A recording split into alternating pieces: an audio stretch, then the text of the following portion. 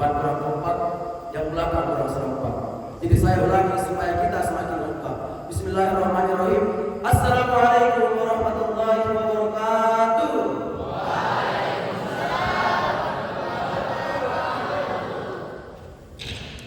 Alhamdulillah, alhamdulillahilladzi arsala rasulahu bil huda wa dinil haqq liyudhhirahu 'ala dini kullihi wa kafa billahi shahida.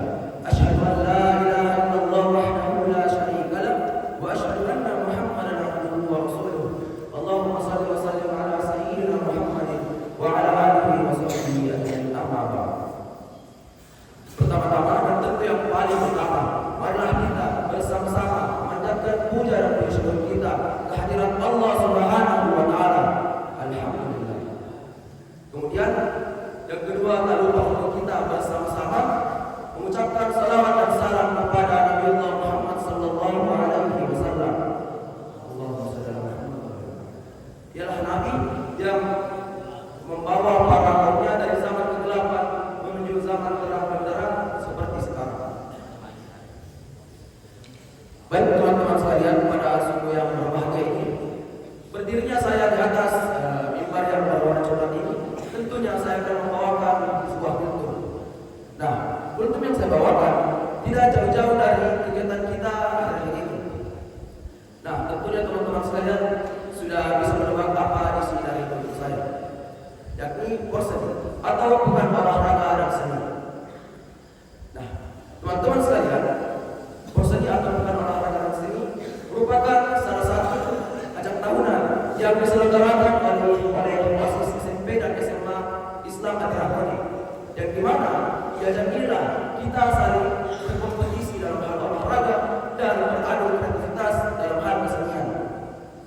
Namun lebih dari sekedar ajang kompetisi, berseni juga merupakan kesempatan bagi kita untuk dapat melatih diri kita menjadi muslim yang lebih baik.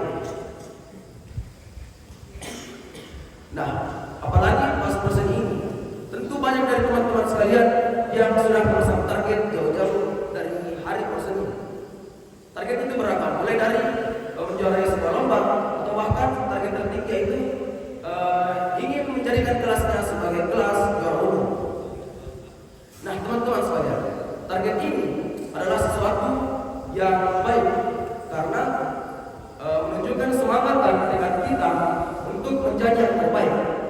Namun Islam mengajarkan kita bahwa untuk mencapai sebuah tujuan ada hal penting yang harus kita miliki, di antaranya yakni sabar, ikhtiar dan tawakal. Nah, teman-teman yang mungkin lagi tertidur atau menyaksikan powerpoint saya, yang pertama yakni sabar. Nah, dalam perjalanan menjadi sang juara, tentunya banyak tantangan yang harus kita hadapi. Seperti contohnya ketika kita bermain futsal atau basket, dan ketika kita bertemu dengan lawan yang dimana kelasnya di dalamnya terdapat sangat banyak atlet profesional, dan tentunya membuat kita kewalahan untuk menjadi seorang pemenang. Namun, disitulah kunci utamanya kita harus melakukan yang namanya sabar. Nah, sabar itu sangat penting teman-teman, karena Allah mencintai, Allah bersama dengan orang-orang yang sabar. Seperti dalam Quran surah Al-Baqarah ayat 193 yang berbunyi, Ya ayyuhalladzina amanu ista'inu bis-sabri was-salah innallaha ma'as-sabirin. Yang artinya, wahai orang-orang yang beriman, mohonlah pertolongan kepada Allah dengan sabar dan salat. Sesungguhnya Allah bersama orang-orang yang sabar. Nah, terutama saat menjalani latihan yang berat, menghadapi kekurangan teman kelas, atau bahkan ketika kita bermain namun hasilnya tidak sesuai dengan apa yang kita harapkan. Seperti ketika kita mulai dari awal kita merancang sebuah strategi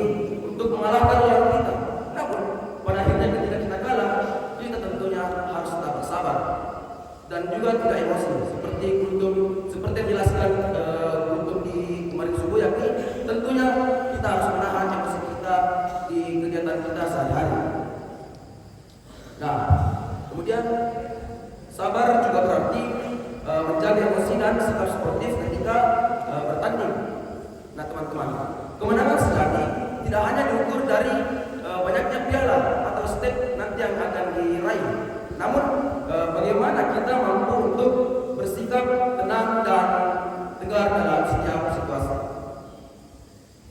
Nah, teman-teman, kemudian sabar saja tidak cukup. Kita harus menerapkan yang namanya ikhtiar, yaitu usaha yang sungguh-sungguh untuk mencapai tujuan kita. Nah, dalam Quran surah Al-Araf ayat 11 yang berbunyi, Innallaha la yughayyiru ma biqaumin hatta yughayyiru ma bi anfusihim. Yang artinya sesungguhnya Allah tidak akan merubah nasib suatu kaum kecuali kaum itu sendiri yang merubah apa yang ada pada diri mereka. Nah, dari ayat ini mengajarkan kita untuk tetap ikhtiar dan berusaha terkait apa yang telah kita lakukan. Nah, ikhtiar berarti berusaha semaksimal mungkin dengan menggunakan segala kemampuan yang kita miliki. Ikhtiar bisa diwujudkan dalam berbagai bentuk, seperti berlatih dengan fokus, disiplin dan tekun. Nah, teman-teman sekalian, contohnya seperti misalnya siapa ya? Sosok Dafabian yang mengikuti lomba basket. Tentunya jauh hari sebelum berseni dia telah banyak-banyak berlatih bagaimana supaya ia dapat membawa nama baik kelasnya untuk menjuarai lomba basket tersebut. Tentunya ia sudah banyak berlatih dan di hari lomba basket tentunya ia juga berikhtiar untuk bagaimana ia mampu untuk menjuarai perlombaan tersebut. Nah, kemudian tawakal. Langkah terakhir yang kita terapkan setelah kita melakukan yang namanya sabar dan berikhtiar, langkah terakhir yang kita lakukan yaitu tawakal atau berserah diri kepada Allah Subhanahu wa taala.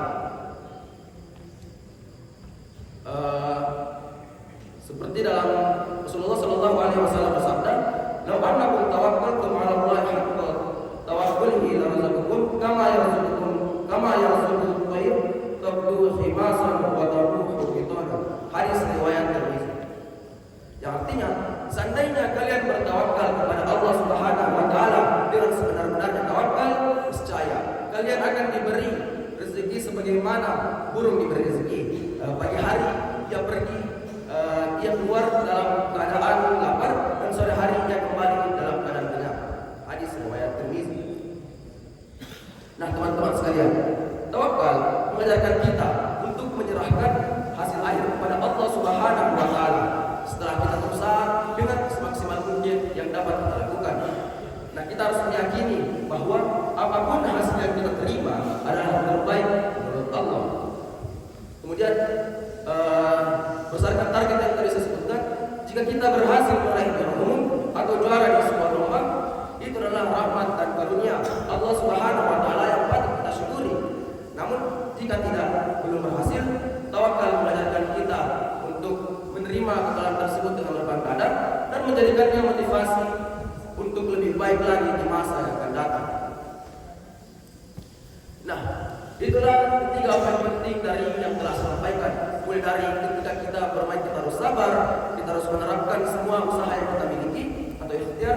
Kemudian yang terakhir, yakni kita harus banyak-banyak bertawakal kepada Allah, yakni berserah diri kepada Allah. Karena ketika misalnya hari pengumuman, kita tidak mengetahui siapa yang akan menjadi juara di lomba tersebut, khususnya lomba seni. Nah, kita tinggal menyerahkan segalanya kepada Allah Subhanahu wa taala. Urusan menang atau kalah itu urusan belakangan. Nah, teman-teman, akhir kata, kekalahan adalah guru terbaik. Ia mengajarkan kita untuk bangkit, menjadi memperbaiki diri dan menjadi lebih baik di masa yang akan datang. Nah, kurang dan lebihnya mohon dimaafkan. Mungkin itu saja yang dapat saya sampaikan. Assalamualaikum warahmatullahi wabarakatuh.